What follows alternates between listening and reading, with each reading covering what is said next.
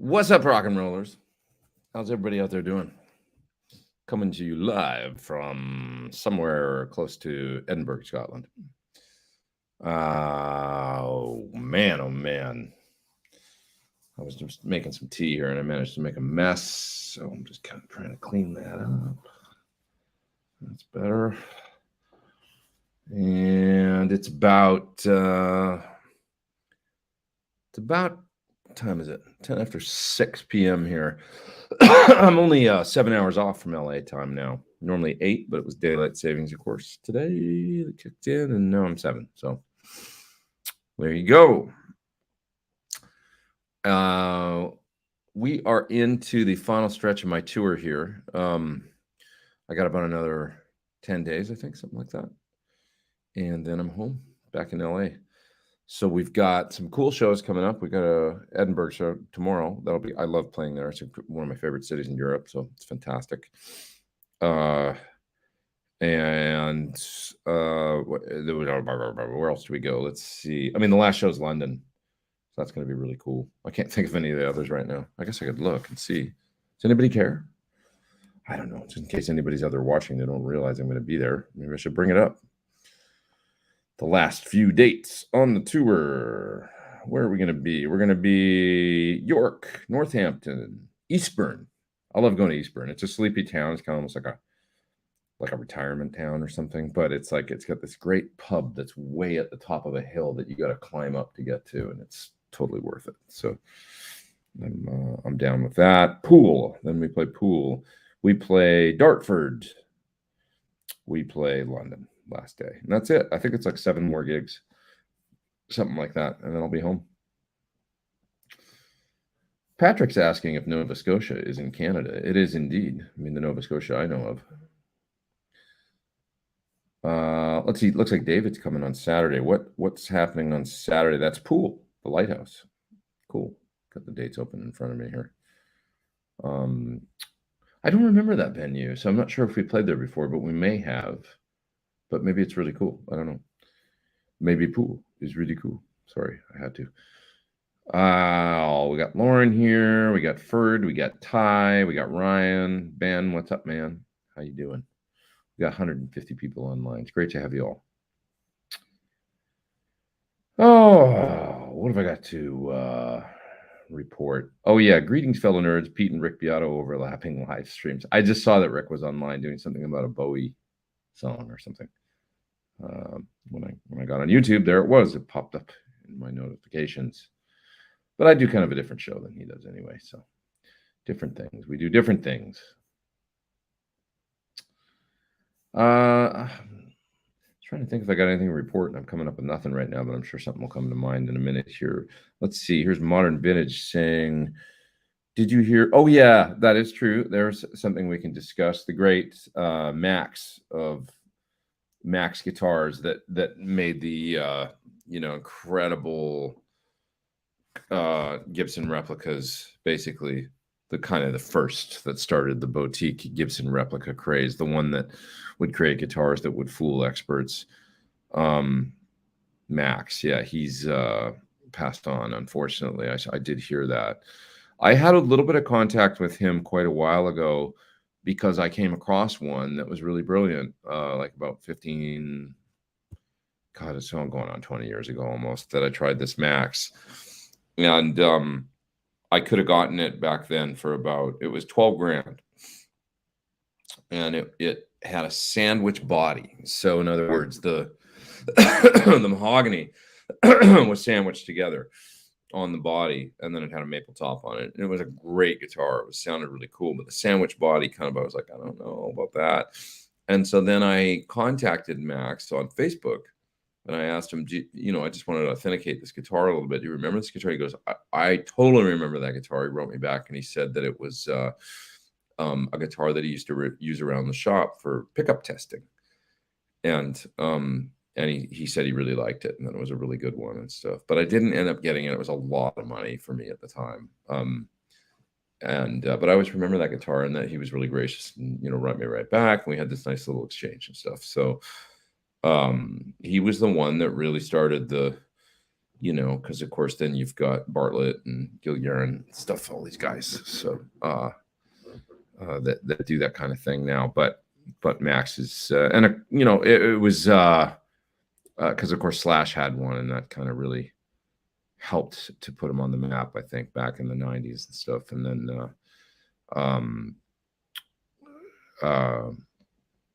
it turned out that Slash's main was actually the Daring or Darig Les Paul, right? How do you say it? That was sort of actually spec-wise not really super close to an old Les Paul or anything, but that was the real sort of Appetite for Destruction guitar. And then he did use a Max a little bit as well. So something like that. Hope I've got that right. Oh, Steven says, he's asking, do I still use an Ecstasy Blue? Still one of my favorite drives. That's a great pedal. I haven't been using it really.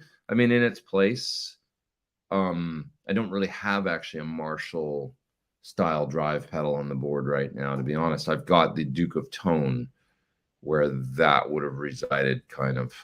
And I've got a Riot out here too, a Riot Mini, that I haven't ended up using because I just don't need it.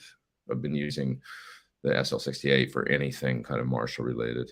Matter of fact, in the set that we play, it's like, I would say half the first set is the SL68, and then almost the entire last set that I'm playing on the road right now is the SL68. I use 2 songs. I use the Bella for some cleaner parts. On the first set, it's like about half the set. And then on the second set, which was a little more rock, it's just a couple tunes that I use the Bella for, and the rest is all the SL68. And my point in saying this is that when you've got, I'm just so loving like the Plexi thing right now. Like when you've got a Plexi style amp and it's dialed in the way that I like to dial it in, you can do anything because you can change it so much with the volume on the guitar, you know, you roll up and down the volume, change the pickups and stuff, or use a different guitar. And there's so much variety there just on the guitar, which of course all the great guitar players, I mean, when we think of Jimmy Page or Eddie Van Halen or any of these guys, Angus Young, I mean, they all used to just use the volume control and different pickups, you know, in the case of Page for sure, and settings and stuff. And they could get so many tones out of that one amp on that one setting, you know.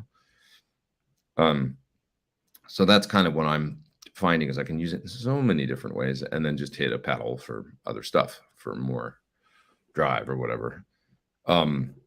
So yeah, you know, just loving there's something about a Plexi. I mean, it's just the way that the front end, well, it's like the whole thing, you know, is just so, it's such a pleasure to play through, and it's so much fun to play through, and you get so many tones out of it, you know, that it's just great. So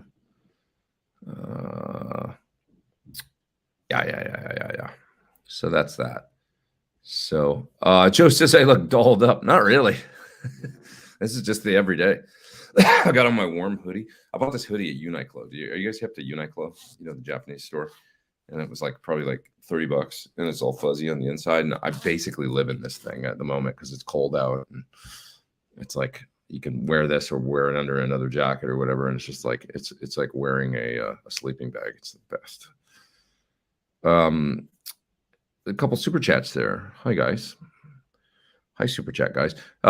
Just before I hit that, Paul is asking, is it 100 watts? Yeah, the Plexi is 100. Yeah, the SL68 I have is it's the first one ever made that John did back in 2011 or 12, whenever I got it, 2012 I think, and it's 100 watt 68 style Plexi circuit basically, but with some tweaks, and I just love it. I love it. It's so much fun.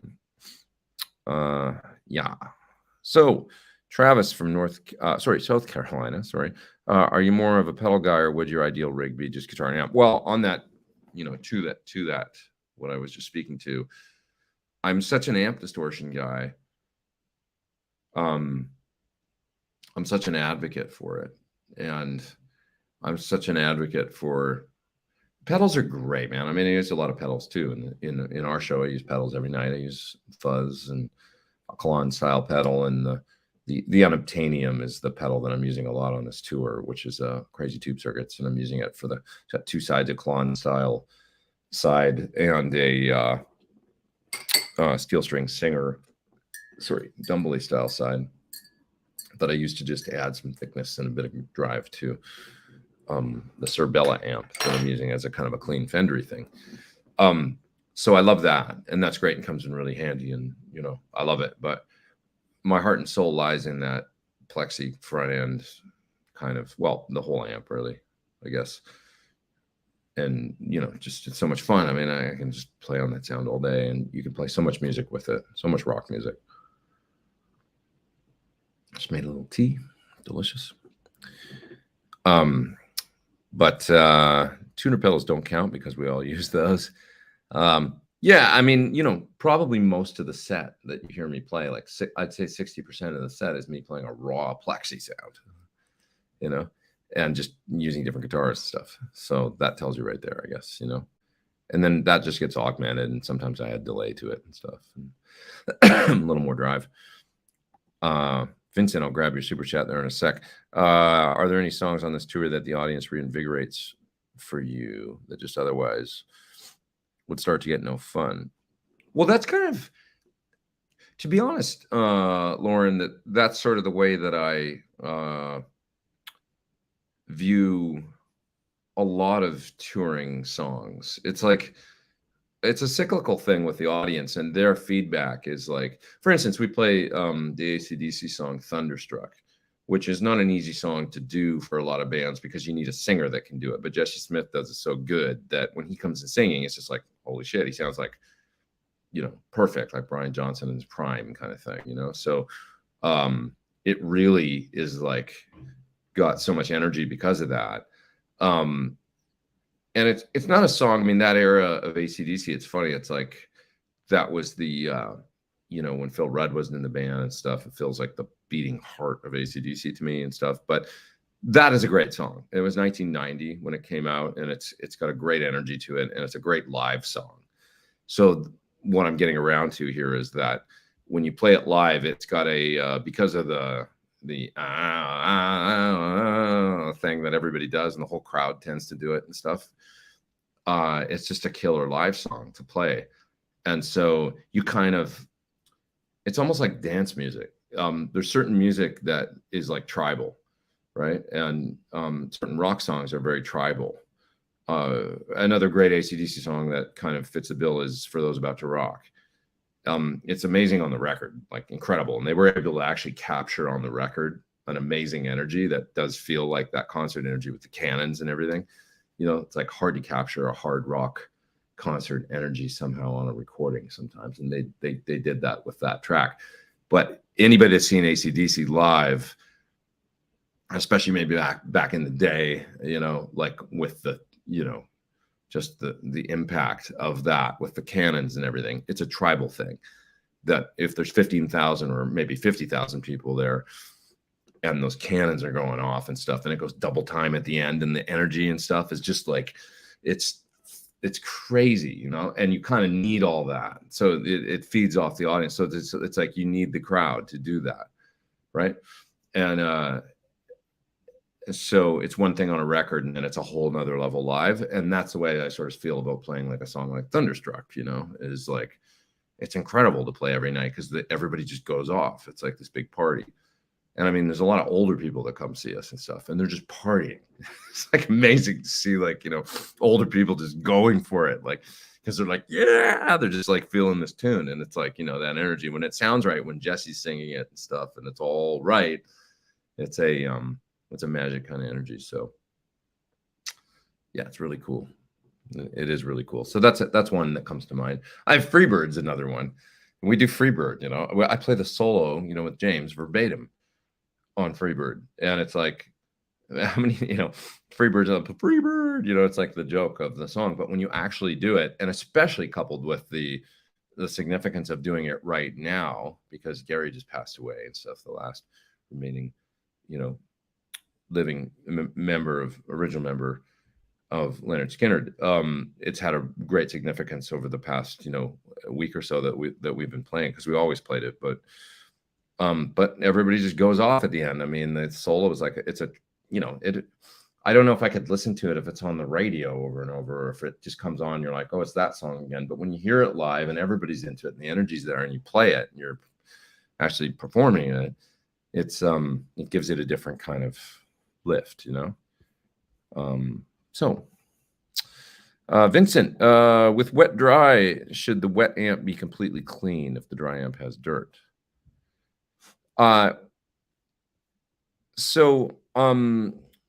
Vincent, there's a complex question because there's a number of different ways to do wet, dry, wet. So I'll see if I can distill it down a little bit. There's the Eddie Van Halen, Steve Stevens, you know, kind of way of doing wet, dry, which has an amplifier and a center dry cabinet. Speaker cable goes between them, obviously. Off of that speaker cable going between, you take a tap off that signal at line level and you run that into a rack, sometimes with a mixer, sometimes not. But basically you hit some effects and those effects get blended with the dry signal that's in that send, right? And they go to a power amp and then out to 2 more cabinets.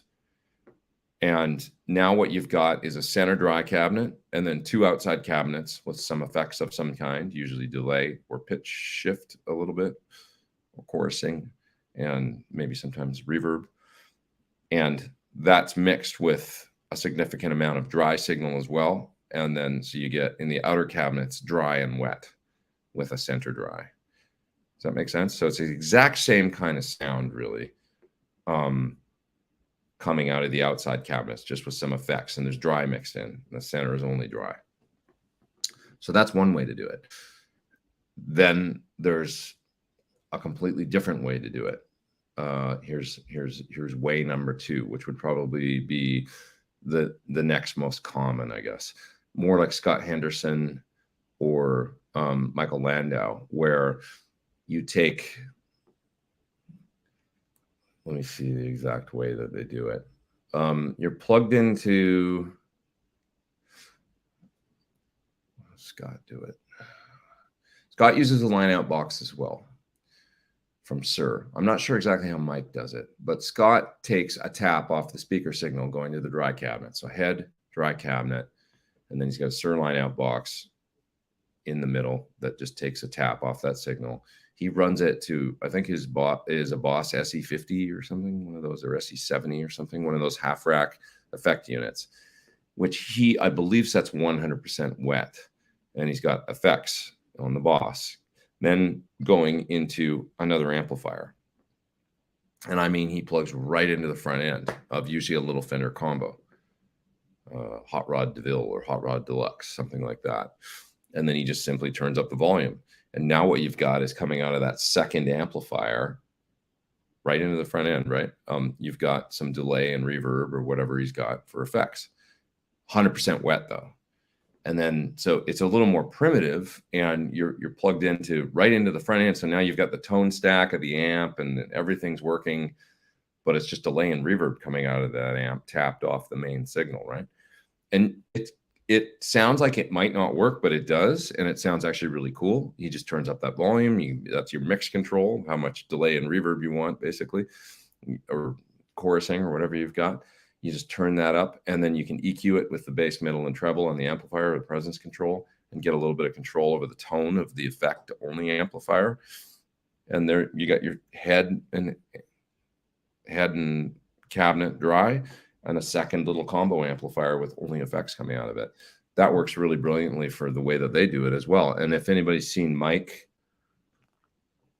or Scott at the Baked Potato or anything, that's what they're doing, you know? And it's a really great sound, really cool.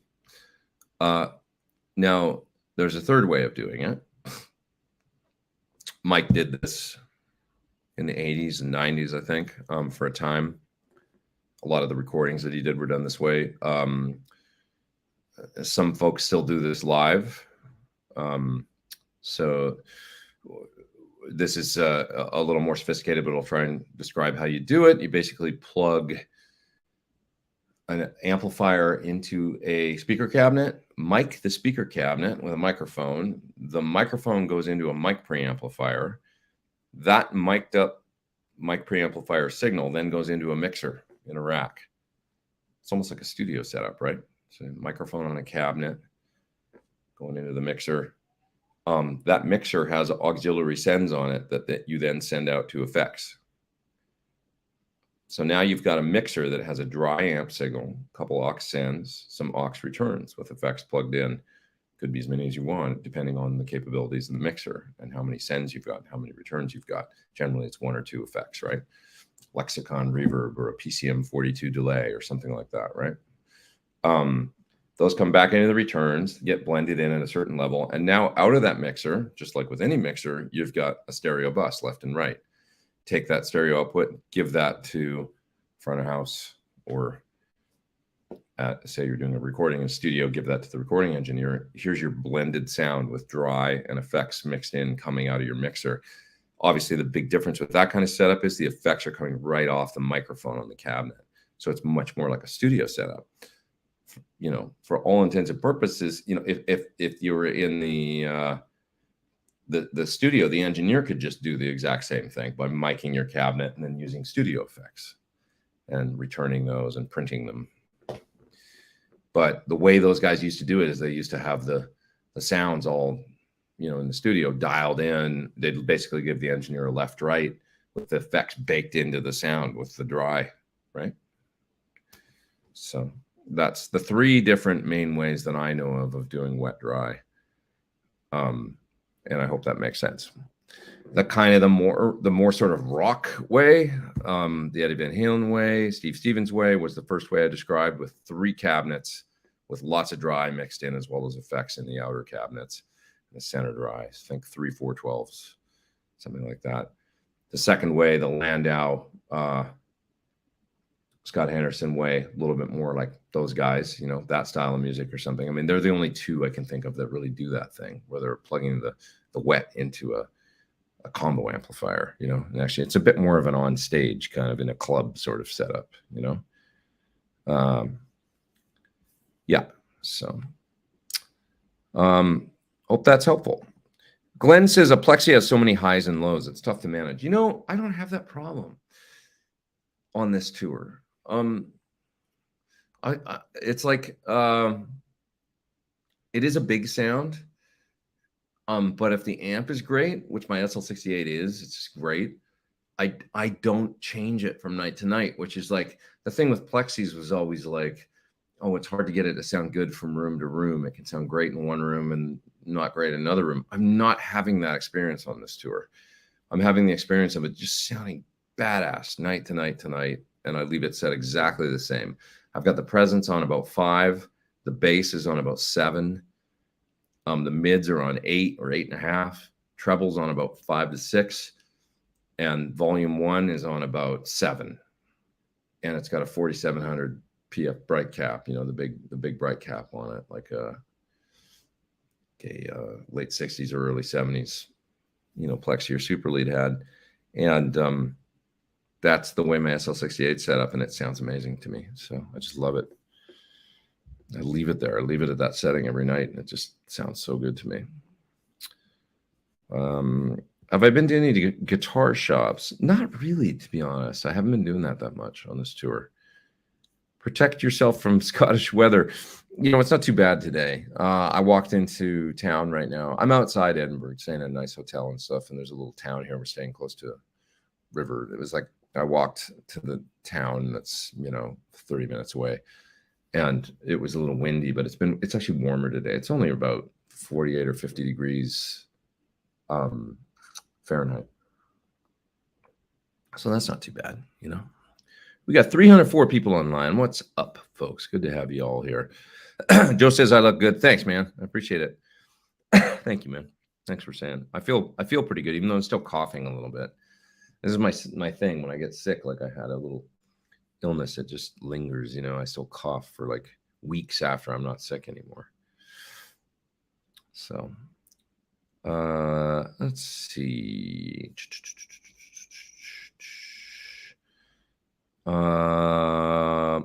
Holly's asking if I ever knew old friend David Hamilton.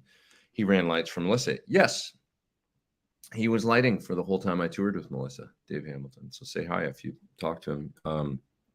He was a great guy. Haven't talked to him for a number of years, but he was really cool. T-Top's asking if I run the SL68 with the bright cap on. Yeah, 4700 on 7, and it just makes it Marshall. It's really cool. Yeah. Okay. Just gotta move down to further down the chat a little bit here. What did I think of the show at Gateshead? Gateshead was fun. It was packed. You know, there's a lot of people there that night. It was cool, man. Gateshead is the town that's right across from Newcastle, so they call it sort of Gateshead, Newcastle, or Newcastle Gateshead. It's just, you know, big cities in northern UK, essentially northeast, and I always have fun there. So yeah, that was cool. It was good. Last night was great. You know what? A lot of gigs have been great. It's kind of funny. Like we played a place called Crew, which is not a fancy town. It's not a big town. We'd never played there before. It was a Sunday night. It was last Sunday, and it was great. It was like that's where I did the live from last Sunday in that wacky old theater. That was a great show. I mean, like people went crazy. It was like felt like a Saturday or Friday night, not a Sunday night. You really feel the difference in the nights here from a weekend to a weekday, because people got to work and stuff, but people like to party on the weekend. So Friday, Saturday night, they tend to drink more and stuff. It gets a little crazier. So, you know, it was yeah. You know, just a little nuttier, you know, but in Crew, it felt like one of those weekend nights last week. It was really great. Just a Mammoth on Friday. That's cool, man. That's awesome. They're great. Wolf. Gotta love that guy. Gotta love that guy. Let's see. What else have we got here? Japanese band Loudness has an awesome guitar player. Yeah, man, that's Akira. He's a legend. He's a rock legend. Todd says Chris Slade, but yeah, I know Chris played on Thunderstruck. Yeah, Chris Slade, God bless him, great, you know. But like, I'm a Phil Rudd guy. When it comes to AC/DC, I mean, Phil is like John Bonham to me, you know. He's such a part of the sound. So, yeah. Anyone tried Tim Pierce's master class? Kind of in a rut, need some help. I think that's probably a great way to go, Guitar Ninja. I mean, Tim's a genius, and he's so inspirational. And how can you not learn, you know, from him? You know, like honestly, he's just he's a legend, you know, in the guitar community, and he's a great teacher, and he's really articulate with getting his ideas across and stuff. So you can't beat that, you know. Yeah. Okay, let's see here.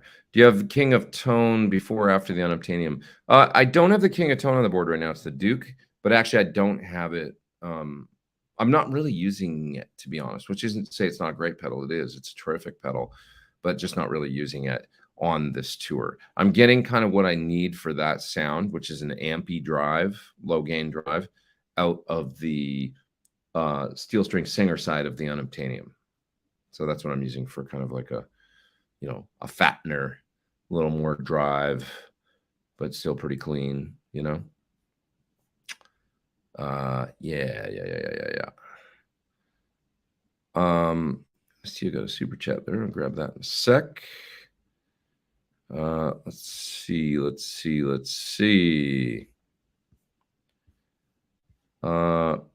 Is there any rack effect unit that you'd consider today using both quality and stability? Well, the ones that I'm most intrigued by are the PCM 42 or PCM 41, you know, great Lexicon delays. Those have a great sound, and it's partially I think the preamp in them, and they have a certain kind of quality to them that was really cool. You know, there's nothing not cool about an original H3000. I mean, they're just like legendary. And 2290, and it's kind of all the usual suspects, you know. I think I love all that stuff.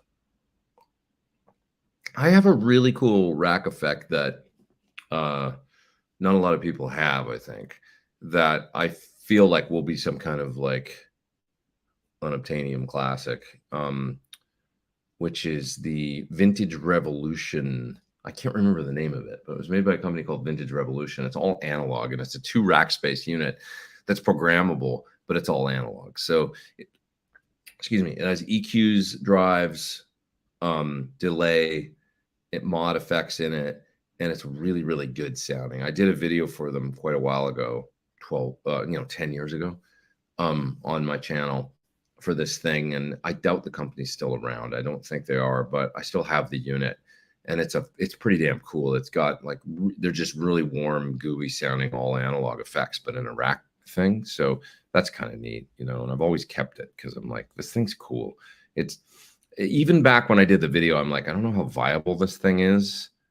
In the, you know, the Axe FX was already out and stuff, but it does sound really good. It's got a great, as a matter of fact, the song from my last solo album, called All Is Not Lost, is using that thing. And I kept some of the guitars from the demo that I did for the Vintage Revolution device, so you can hear it on that song. Some of the guitars are using it. So other ones I overdubbed later. But anyways, yeah, it's just a really good sounding unit. Okay.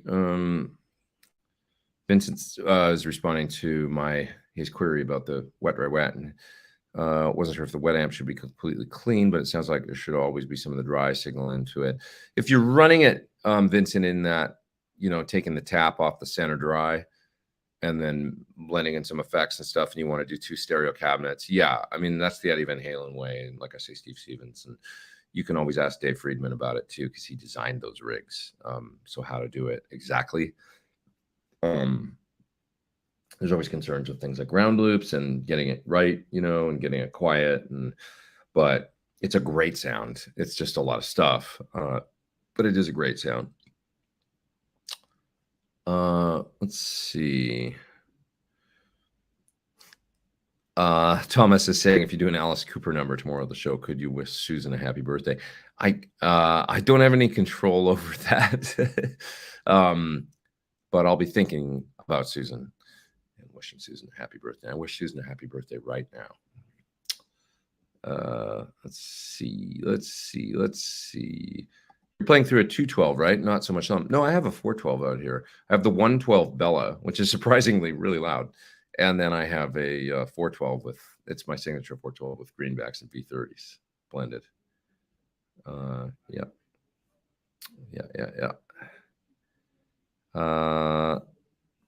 Okay. Moving through the chat here. I know I got a couple super chats there. I'll get to those. What's your favorite amp model in the Helix? You know, it's been a while since I've played the Helix, and so I got to get back into it, actually, because I've been hearing some great things out of it. I know that like there's a lot of new stuff that I haven't checked out in the Helix, so it's time to get into it and take a listen. And it's funny because I've done things for them. I was just thinking about this when I said that. I've done things for them before, and they like me to call it Helix, not the Helix. But I like to call it the Helix. So if you ever do work for Line 6 and they're like, can you make us a video for this? And then you'll be like, yeah, so with the Helix, I'm going to do, and they'll be like, can you say with Helix, can you do specific? They're marketing guys. I don't know, you know, they want it, but it's just more pleasurable to say the Helix, the Axe FX, the Kemper. So sorry, Line 6. I love you. Love you, Matt. You know what I'm talking about. It just rolls off the tongue a little bit better. So I'm going to say the Helix on my own video. That's not official Line 6 videos. It's something that I need to explore a little more, do the latest software updates, and get into some of the latest models. That said, my favorite ones traditionally have been the Placator, which is their model of a BE100. It's a great Marshall-y sound, and it sounds super good. And the Cali whatever the Lone Star model is. I can't, Cali Channel 1, I think they call it, or something. It's a really, really good Fender clean. So that sounds good to me on there too. So like when I made presets to use the Helix as a backup unit for my rig in Japan years ago, I used those 2 amp models only because I felt like they represented the 2 channels on my PT100 quite well. The clean Fender Channel 1 and the more martially drive Channel 2. So that's the Cali, whatever it's called, the Lone Star one, you know, Channel 1, and then the Placator for Channel 2. That's kind of all I needed, to be honest. Studio monitor advice. I've got some Barefoot MM45s in my room. I've also got Atom A7Xs. I like them both. Other ones I tend to like, Focals, I think are quite good. I find them easy to mix on. But yeah, the A7Xs are the ones I always recommend, or the T5, whatever the heck they're called, the cheaper Atoms. I like those for, there's 2 different, vastly different price categories there. One is about $300 a speaker, and the other ones are $750 or so for the T series or the A7Xs, depending on which way you go. They sound quite similar, to be honest. You know, they both got that nice, what do they call it? The ribbon tweeter, or is that right? I can't remember, but the high end on them is just really great on those Atom monitors, I find. So I like Genelex too. But yeah, Neumann too. They make some nice little monitors for sure. Not inexpensive, but not crazy expensive. Yeah. Okay. Let's see. Well, the time's flying here. Keep going here. Is your signature Thornbucker wax potted? Yeah, lightly potted, but yeah. I kind of think unwax potted pickups are a more genuine way for PF. I would agree with that, but they're also a pain in the butt. I would agree with you if you want a true, like, absolutely, it's got to be like the original. Sure, you can go non-potted, but you're going to add volume and stage volume, the kind of volumes that I actually play at. I run into trouble with them, and it's a pain in the ass. They just squeal. So, you know, Thornbucker is just the best of. They're not overly heavily potted. They're lightly potted, and they don't squeal nearly as much as a pickup that's unpotted. So, but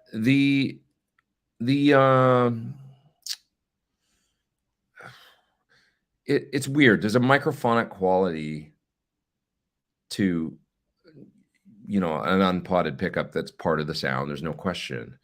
And they're a little more lively or something. They have a little more of a, but it's because you can scream into the damn thing when you hold the guitar up, and your voice will come clearly through it. You know, there's something about it where it seems to be almost picking up the sound of the acoustic sound of the guitar because they're so alive that they're, you know, like more of the resonance or something of the guitar. And I think that's what's going on, because I mean, literally, if you can yell into it, well, the resonance of the wood and stuff is probably more, you know, I don't know. It's just a bit more like an open microphone.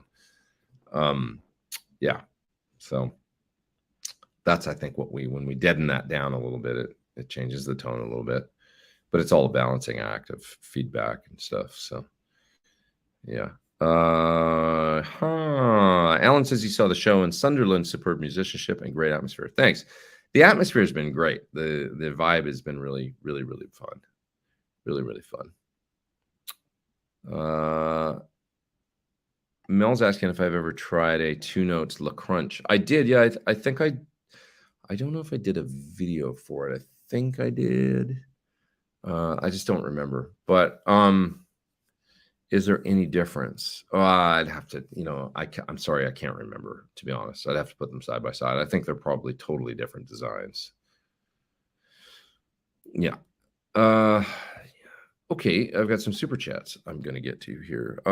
When you do another flanger review, can you do a Cure song or similar riff?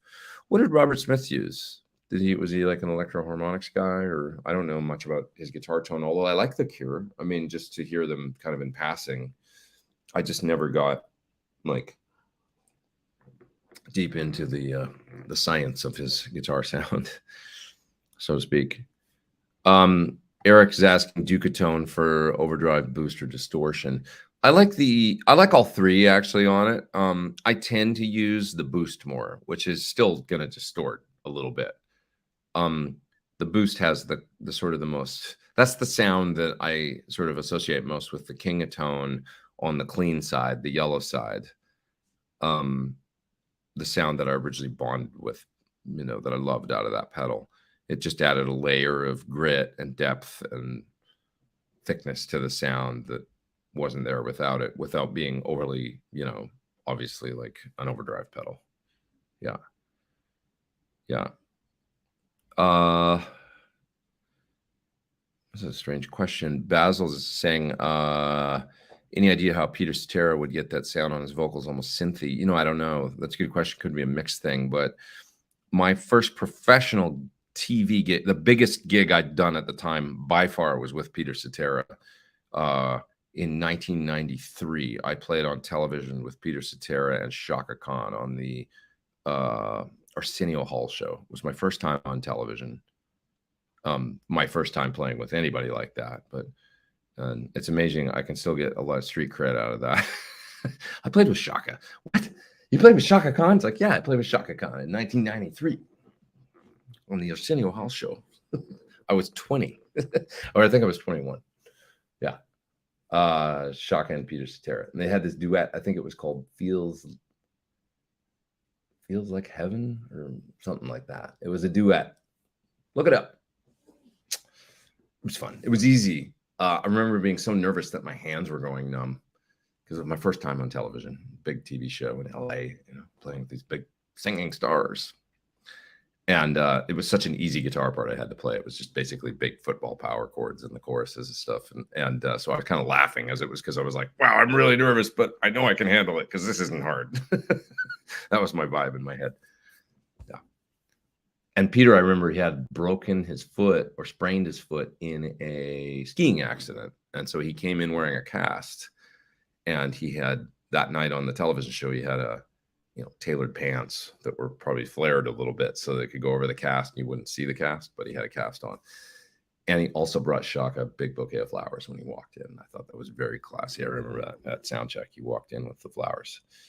There's that story, but I can't tell you anything about the synthy sound on the vocals. Oops, sorry, gonna highlight that. JB Blues Guitar says, my wife thinks you should add Purple Rain. I could see doing that. Are there songs the band would like to do but can't get the rights to perform? You know, it's kind of funny. They don't really roll that way. They just kind of do them anyway. They're a little bit of like, better to beg for forgiveness than ask for permission vibe with things like that, I think. So we would probably do it, but it could be cool. This gets into the what is classic rock argument? You know, is Prince classic rock? I would argue so, as long as it was played on classic rock radio, which Purple Rain, I think, and Let's Go Crazy, you know, and probably Raspberry Beret and stuff were certain songs, you know. Yeah. Back on the wet, dry, wet discussion, Warrior of Genghis Khan is saying Eric Johnson used to mic his cabs up that way, went into a Mackie mixer, sent to 2 powered monitors to mix in the effects. Yeah, Larry Carlton as well did this for a while, where you'd have a couple of those JBL powered monitors on stage with the effects only coming out of them. And it was all done with a mic on the main cabinet, going into a mixer, blend in the effects, send that to the PA, and also then on stage send to some cabinets that you could then have blended in, right? With the, so yeah, that's right. Eric did it. I don't know if he does it anymore, if he ever does it or not, but I know Larry was doing it around the same time as Eric. Yeah. Joe's saying he can't get the line 6 to sound good. I assume you mean the Helix. I'm just saying that to be difficult. The cab sim is the worst. You know, I hear there's new ones that are really good, Joe. If you haven't done the update, that is one of the things that I need to try on the on Helix. Is the cabs that they've just put on there recently. I hear that it's supposed to sound quite good, so might want to check them out. Barring that, though, just load up an IR block with some Celestion or York IRs, and you'll be all set. It really does transform it from. I would agree. I was not a big fan of the original cab sims, but as soon as I put in some of my favorites, my favorite impulse responses, I found it sounded great. So, yeah. Tandy says PT15IR showed up Wednesday. The clean channel alone could sell the amp, or would sell the amp. Great job. Thank you. Yeah, it's a great sounding clean. It's really similar to the clean I'm using on the road right now, because the Bella is basically where we got the clean channel from for the PT15IR. So PT15IR is really like a Bella that's 15 watts with added great gain channels. So, yeah. Chris says, loved your demo on UA Ruby. You were direct to board. Any ideas on how to power that to run to a guitar cab? There's a way to disable the IRs in it. It's not hard. I just don't remember how to do it, but there's a certain way you can do that. And then I think I'm 99% sure that you can do that and then run the output to something like, say, a return of a guitar amp and then a guitar cabinet, or maybe like a Seymour Duncan Power Stage or something like that, and then go to a cabinet. It's probably all in the manual. I could be wrong. I don't want to, just I'm 95% sure there's a way to do that, though, and James is a smart guy, James Santiago, and he thinks of things like that, that there would be some people that would want to do that. So how do you do it? That's how you do it. Christian says, what are you listening to on tour? It's like whatever's on the bus every night, kind of. Like last night, there was some Ella Fitzgerald on. At first, I got on the bus and I thought they were playing show tunes, and I was being snobby about it. I was like, oh, God, man, really? But then I realized what it was actually happening was Ella Fitzgerald. And then I got into that. Like, okay, this is amazing. And one of the singers, Ricardo, who came out to replace Rudy, one of our singers, Rudy Cardenas, he had to leave because he had some previous engagements before this entire tour was booked. So he had to leave for the last sort of week and a half of the tour. And this brilliant fellow named Ricardo has come in that used to sing with Classic Rock Show. He's finishing out the rest of the gigs. And he was in charge of the music kind of last night. And so he was playing some Ella Fitzgerald. And he played this version of Mac the Knife that was from like 1960 in Paris, where Ella forgot the words and then just kind of completely went off on a improv tangent. And it was brilliant. It was really brilliant. So it just depends. Whatever's on the bus. The other night, sometimes we'll pass the phone around and play, like, everybody gets to play a song kind of thing. So like I played a song from my buddy Jordan from Blinker the Star, and then I played Talk Shit Get Shot by Body Count.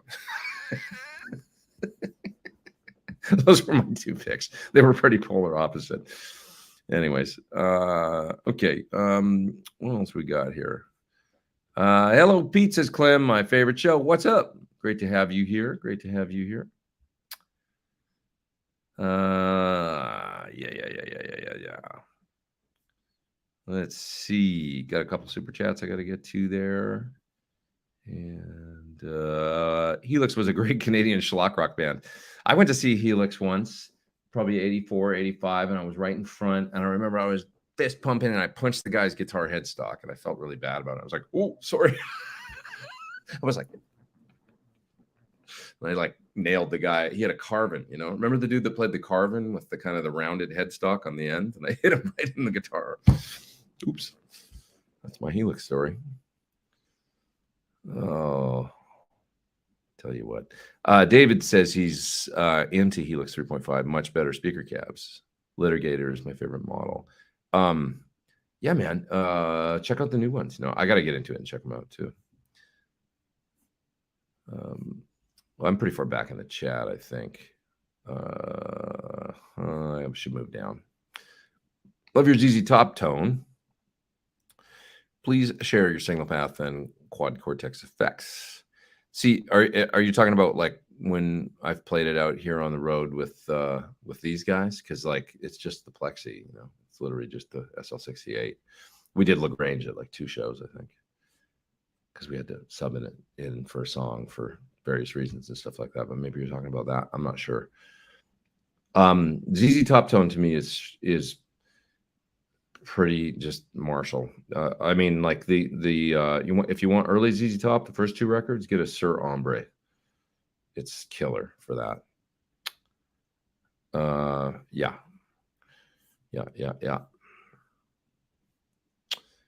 Can you get through an entire gig with just a Helix? Sure. Yeah. I mean, it's a very capable device, and I totally could if I, set up my sounds and then got a good intermix and all the things you would have to do, Absolutely.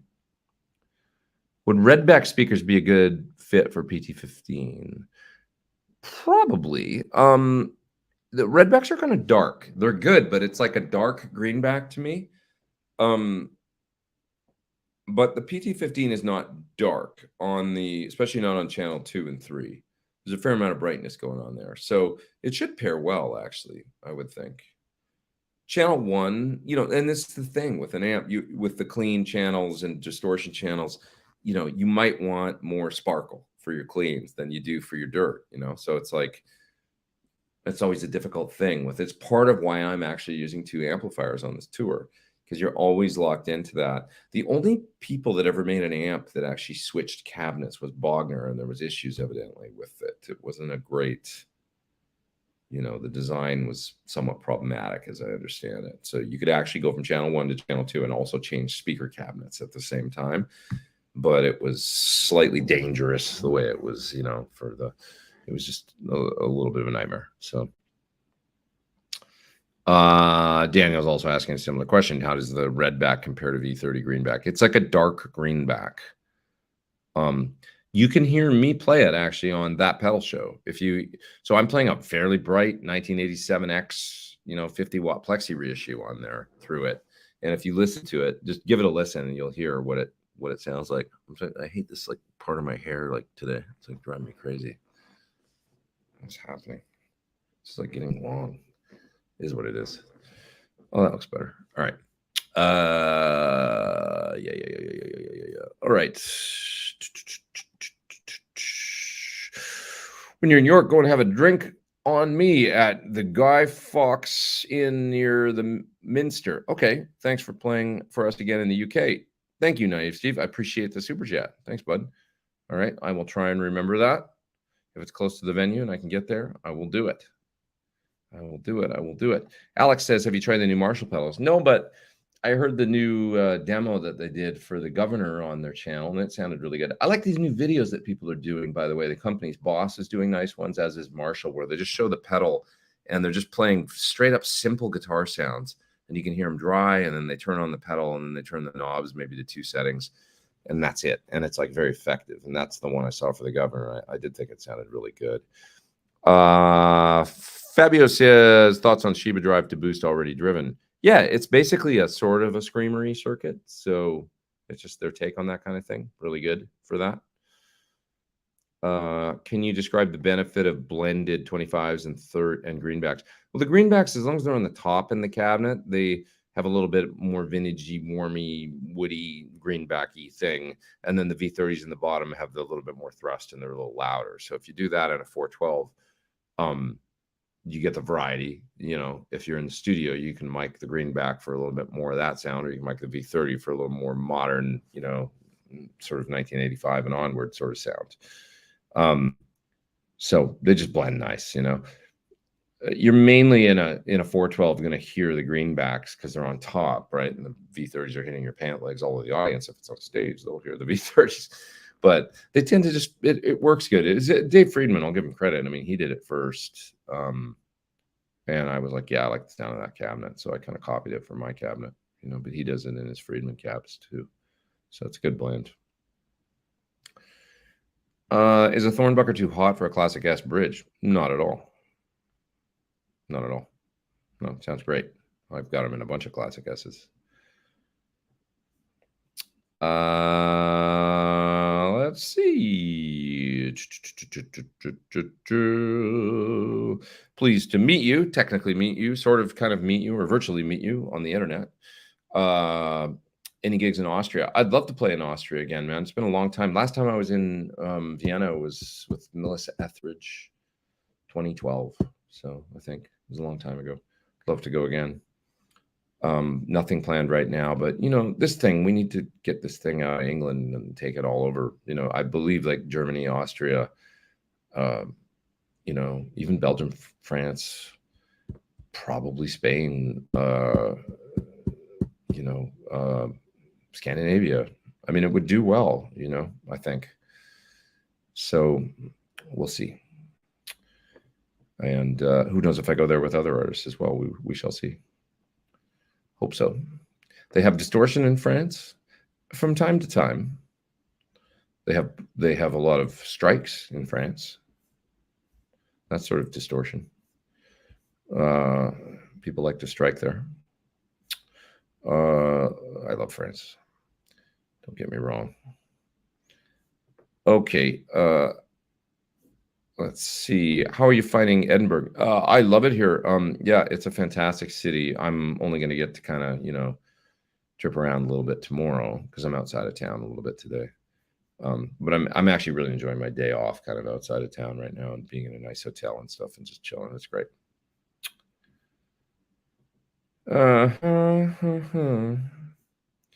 Colin says Classic Rock Show is a killer night out regardless. Thank you. Thank you. Thank you. Okay. Todd says, after you told this story, I looked it up and watched. It's pretty cool. You can just see Pete barely in the background with long hair. That's true. I had super long hair, like down to my, you know, halfway down to my belly, basically. Yeah. Arthur says, in honor of Shaka Khan. Thank you for the super chat, Arthur. I appreciate that. Thank you. Thank you, man. Thank you guys for the super chats. We got 383 people online. It's fantastic to have you all here. I'll stick around for another 20 minutes or so, and then I'm going to go eat dinner. Yep, yep. Okay. Moving down in the chat. Here's there's a super chat from John. What's up, man? Currently configuring a Suhr HSS Strat. Why did you go with V63s? I just like them. I had them in one guitar, and I like the V60 LP too. The V63 sounded maybe a little bit like more, maybe, I don't know if it's like not as hot. It might be, they strike me as a little more classic sounding. Like maybe the resonant peak is a little higher than I could be wrong. It might be lower. I don't even know. But it just sounded like a little more like what, you know, when you're like, oh, I want a Strat to sound a certain way on the neck pickup or in the number 4 position. It just worked for me. It sounded really good. And in this one guitar I had. So I went with them. Just thought, yeah, it's cool. And they were Mike's basically spec, you know, and he's a genius. So when I say Mike, I mean the Mike that plays a different instrument than all of us. Mike plays the Mike Landau guitar. We play guitar. Looking for some pickups. Any PFs you would recommend? Well, I have a Thornbucker. Thornbucker 2, Thornbucker 4. The Thornbucker Plus is the Alnico 4, or the regular Thornbucker is the slightly lower output version. But honestly, I mean, they're great. If you want a nice set that's just like straight up for a Les Paul or something like that, get a Thornbucker and a Thornbucker neck. If you want a little bit hotter for the bridge, get a Thornbucker Plus. If you want Van Halen a little bit more, circa 1978, get the Thornbucker 2. What I say. That's what I say. Do you like our own Mustangs or Jaguars? You know, dude, I would actually love a Johnny Marr Jaguar because I like Johnny Marr a lot. And the Jaguar is the one guitar. Yeah, I don't have anything like that. I don't have Mustangs, but a short scale Fender. It's the you know, ugly little sister of the Strat and the Telly and even the Jazzmaster. But it's a cool guitar and it has a sound, and it's Johnny Marr to me. He's the man. So I'd love a Johnny Marr Jag one of these days. You know, it's just cool. So yeah. Arthur says this chat stuff reminds me of the good old days of the internet. Well, we haven't changed. We're still here. Damn it. Let's see what else we got here. What else we got? Oh, I'm back. I'm so far back in the chat. You guys are still talking about Helix, the band, not the effector.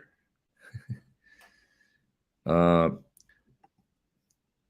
Lamar says, I've always thought about amps as a forever purchase, and that has kept me away from digital stuff as an amateur. Any thoughts? I wouldn't disagree with that. I mean, the funny thing is, I would say digital stuff does feel a little more transient, whereas an amp lasts forever, right? I mean, Eddie Van Halen with his Marshall, or Stevie Ray Vaughan with his super reverbs and uh, vibro verbs. Once you find your sound, the Edge with his 64 AC30, that is his main squeeze. Even when he adds other things, that's always the one since the 80s. So I don't think that's wrong. If you find your sound, you find your sound. It feels like home base. That's why I say I love a Plexi, and even when I'm doing modeling stuff, I'm trying to get there. The other thing that I try and do though, with a AC30 is the other one. That's a totally sort of different, maybe similar in some ways to Plexi, but that kind of chimey, sparkly, when I'm talking about AC30s, just mention the Edge. There's no substitute for that particular type of sound. It's really hard to get another amp to sound like that. So it's an amazing sound. You still have a Scumbag loaded cab? Yeah, I have a few. I've got a 112 that's got one. I've got my 412 with Scumbag 25s. That's a killer sounding cabinet. It's the one that I did for the 2 Notes package. Actually, it's made by Port City, and it's a really good sounding cabinet. So yeah. I missed a super chat from Arthur. Did I? I think I got it now, probably, right, Arthur? Because it was just taking me a while to get to them. If not, please ask again at the bottom. I'm sorry. I'm trying to do them all. I thought the best guitar used on the CRS 2022 tour was that Explorer. I didn't bring it this time. I just kind of was trimming it down a little bit this time. And I already had some other, I brought the Aura this year. And so there were some other things. Maybe the Aura was sort of the version that I brought this year of the Destroyer, a special guitar that, but I miss it too. I mean, I had a great time playing it, and it looks so cool. It's such a great guitar, great rock and roll guitar. God, James has some crazy guitars out on tour this year, man. He's got a 57 Les Paul Gold Top with black hardware, real deal. He's got a 59 Junior that's TV yellow. Freaking cool guitars. 54 Les Paul Gold Top. Will the Suhr SSV Plus do early Van Halen? Not really. No, I would say not. Because it's just a different thing magnet-wise and stuff from what I think of.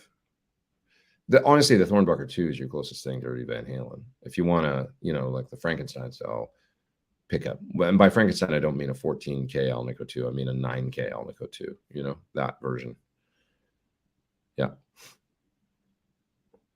What else we got here? I have an old Marshall SE100 amp load speaker emulator. Do you remember this unit? I do. I don't remember much about it. I think it's just a fixed load, like a resistive load with speaker sim built in, probably analog speaker simulator. So I would say by getting something like a power station, you're way beyond that, as far as not affecting the core amp tone and just keeping the tone pure and stuff, or using a Suhr reactive load, way beyond an SE100. It'll sound less MIDI, less congested, and then the IRs is a whole nother level. Did it take you long to master Freebird? I clearly remember going to New York City for a few days before the first. They already played it. The rest of the band knew it. I was the new guy when I came in to do it for the first time. So I remember being in New York City. I went to do some stuff actually with the Cornell family. I was helping Tony Cornell get set up with a little home studio and stuff like that, and just kind of was visiting with them and stuff. And And I was there for 3 days, and then I got on a plane and went to England to start the Classic Rock Show tour. And while I was in New York in the mornings, I'd get up before I'd go see the Cornell folks, and I would like work on the set, and that's when I was learning Freebird. And I would sit there in my hotel room down by like the East River or whatever, and you know, looking out the window and like going, how am I going to remember this solo? Like it goes on and on and on and on forever. And I would just kind of like, you know, over those 3 days, I would like I spent most of my time. I'd learned most of the set already, but that I'd left for last for some reason. And I just remember going over it and over it and over it and over it. And then once you get it, it's like you never forget it. It's like driving a road, you know, it's like you learning a certain path, you know, way to go on a road map or whatever. And then you have to look at the map the first 5 times, and then you always remember, oh yeah, you turn right here at the white sign, and then you go down the road a little bit, and then at the fence post you turn left here, and then you go over. It's like that, right? It just gets in your head after a while. So but anyways, have you heard the new Extreme? I did listen to it. I thought it was cool. I thought the solo was absolutely ripping. Really cool solo. He does delays, crazy delay thing that he does on his version of Flight of the Bumblebee. That was pretty great. Some super chats here. Mike's Guitar and Gear channel. How often do you use your Fryette with your SL68 in the studio? I use the Fryette every day. Like, so anything I'm doing is running through the Fryette because I've kind of got the volume dialed back 20 or 30% from whatever full volume would be all the time on anything that's running into it. Because it sounds that good. It's very transparent, and I just don't need to play that loud, and I like to protect the cabinet in the other room because it's old vintage speakers and stuff like that. So I'm never running my 100-watt SL68 into that 100-watt old greenback cabinet full volume. You know, I'm always dialing it back a little bit, that kind of thing.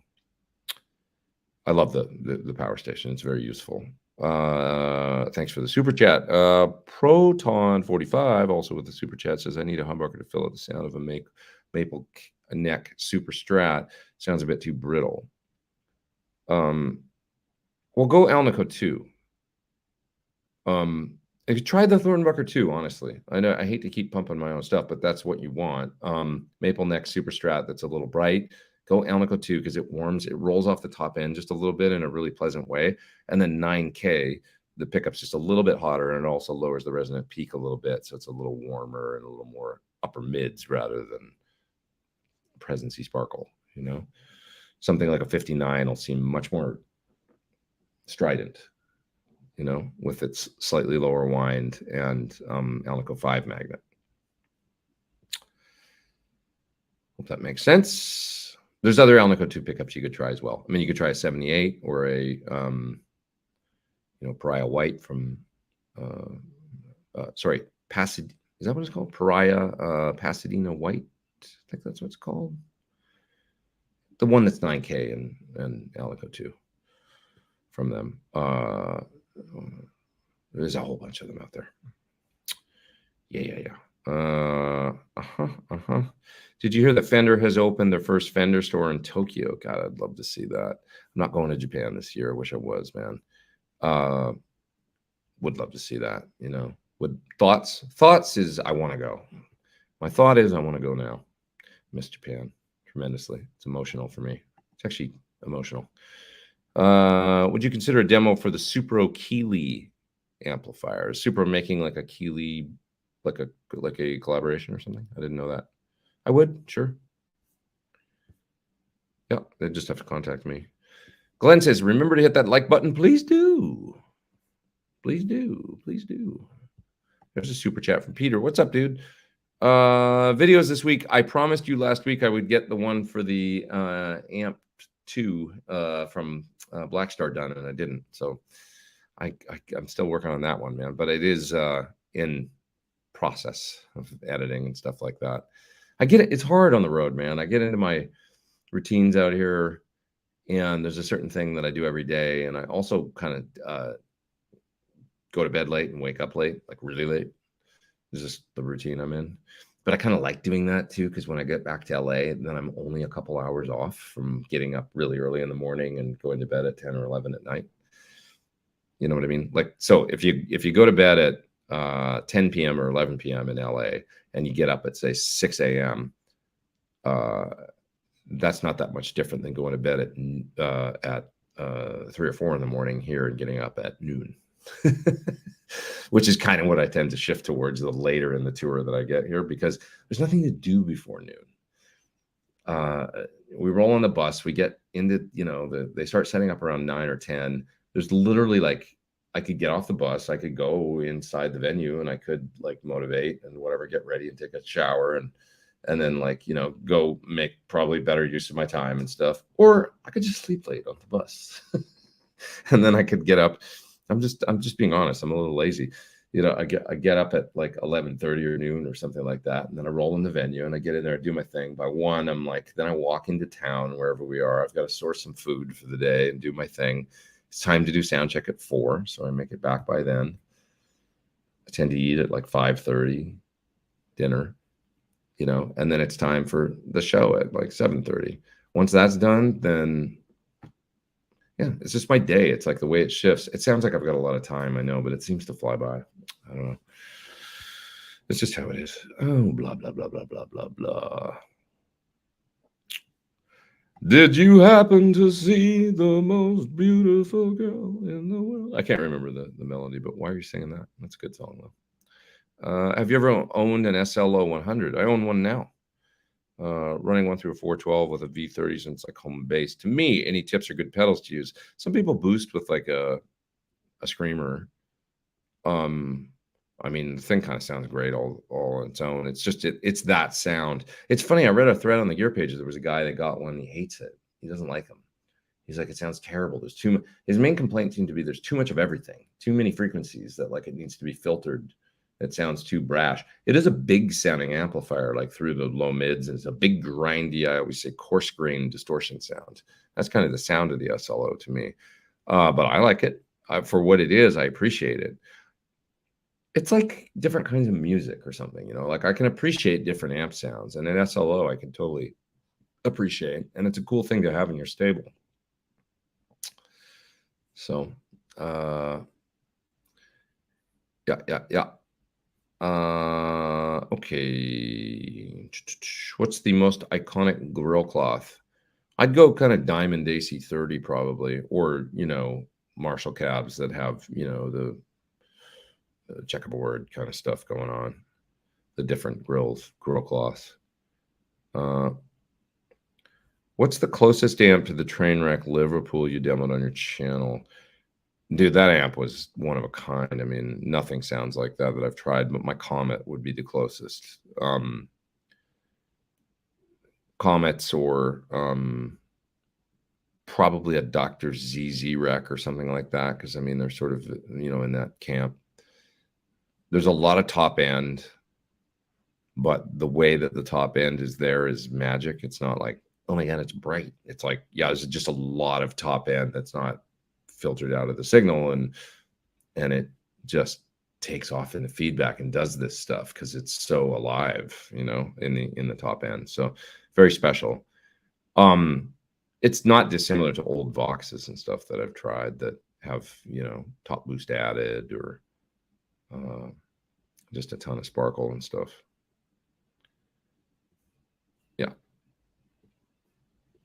Yeah. Okay. Let's see. What else we got here? I put the Slash Alnico 2 Pros in a Les Paul recently. Great classic rock sound. Yeah, that's a great, widely available pickup. I mean, I liked Antiquity humbuckers back in the day too. They were one of the first where I became sort of aware of, Alnico 2 PIF versus Alnico 5, and they sound great. A Seth Lover is just like an Antiquity, I think, without the aging and stuff. So, yeah. And I think they might be potted as opposed to unpotted as well.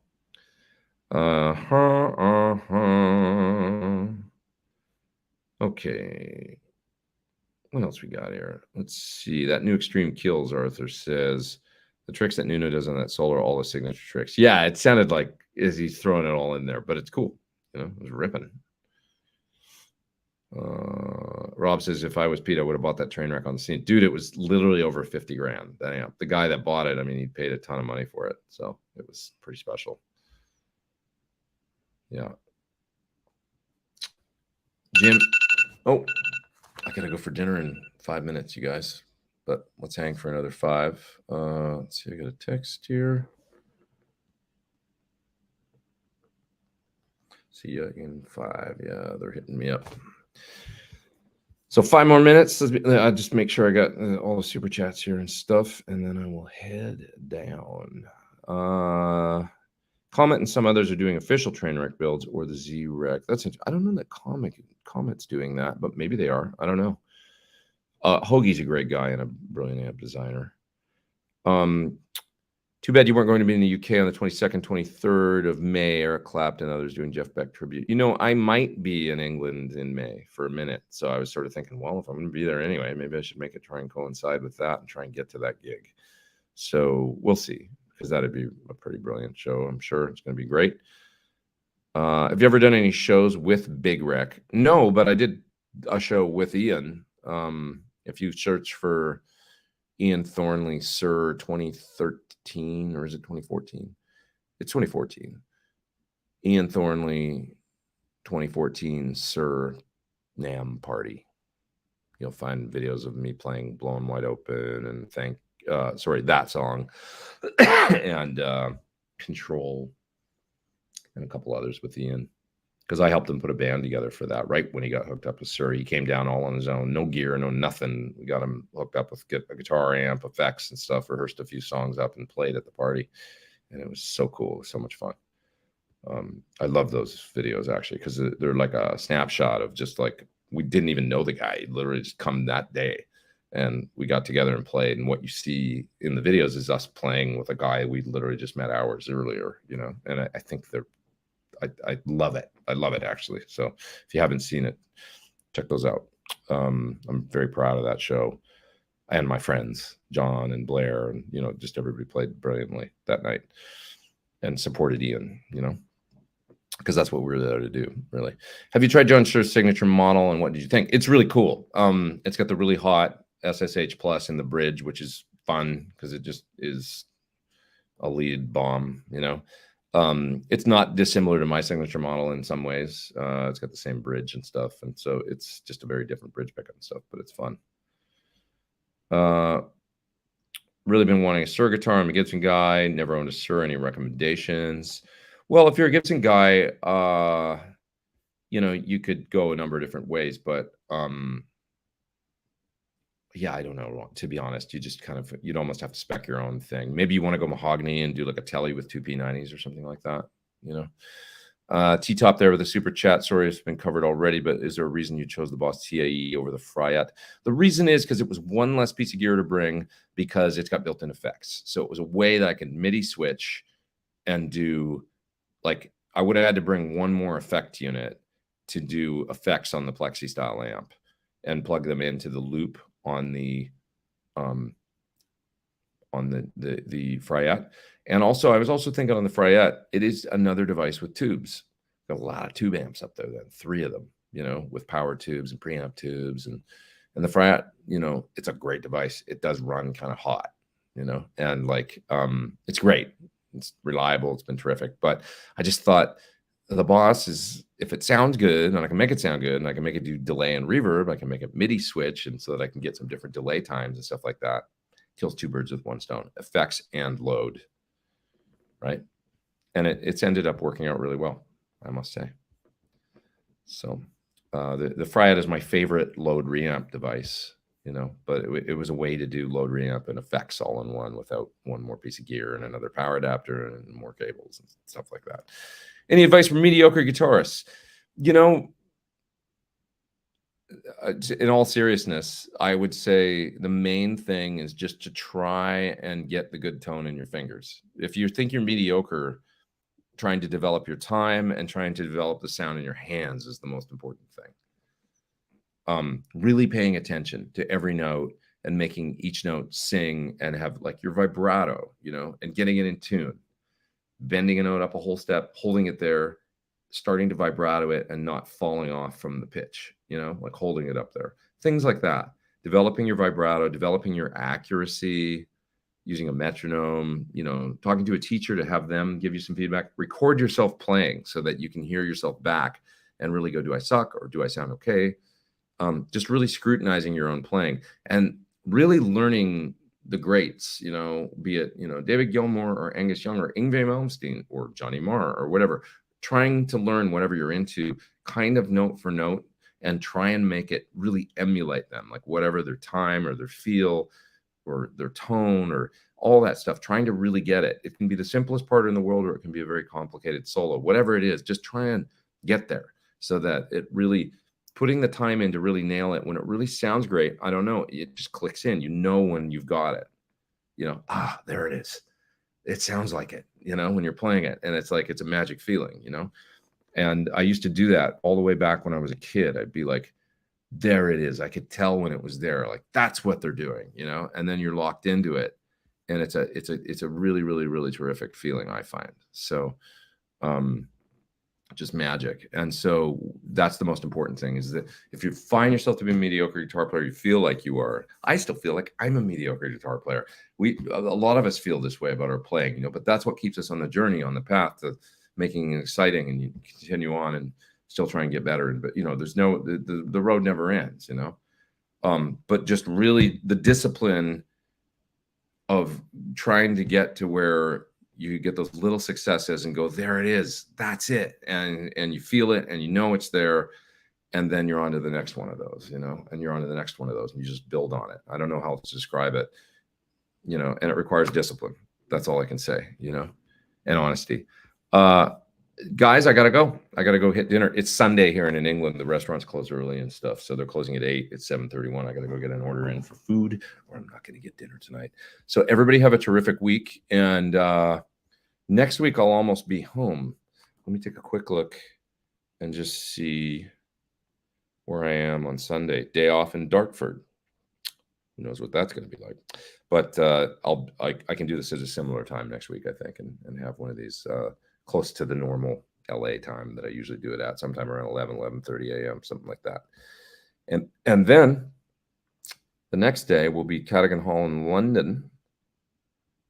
Oh no, yeah, no, that's right. Day off in Dartford. Then we play Dartford the next day, then Cadogan Hall. So I'll have 2 more shows next Sunday to do, and then I'll be on my way home. All right, everybody, have a terrific week. Hey, thanks so much. This was really fun. It's great to hang with you all. Thanks for your super chats and your support. Please hit the thumbs up. Love you all. Take care. Have a great week.